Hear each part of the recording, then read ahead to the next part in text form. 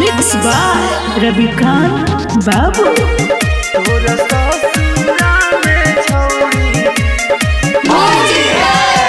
कंचन राज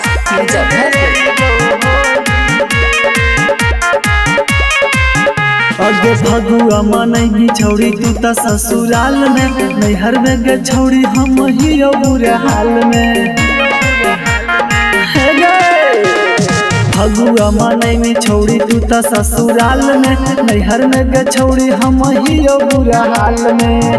तोरा लागी केतनो छौड़ी चलत गोली गे, तोरा ससुरा में छौड़ी खेले अइबो होली गे। तोरा ससुरा में छौड़ी खेले अइबो होली गे। presented by Namuna Music. तोरा ससुरा में म्यूजिक बाय कंचन राज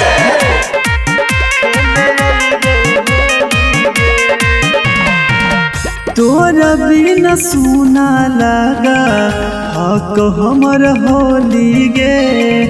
लाजो में लगला बैठ के चल गेली डोली गे। जल्दी बताओ कहाँ अइबौगे, दिवा से पहले रंग लगाई बौगे।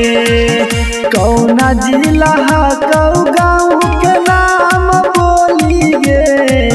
तोरा ससुरा में छौड़ी खेले अइबो होली गे। तोरा ससुरा में छौड़ी खेले अइबो होली गे। Namuna Recording Studio, Rajgir. तोरा ससुरा में म्यूजिक बाय कंचन राज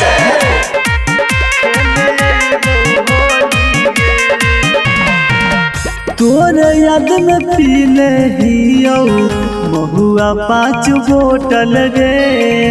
फेफड़ा खत्म कर लियो पी के छौड़ी टोटल गे। मरे से हम न डरे लागे, दियो हम अनुजय के लागे।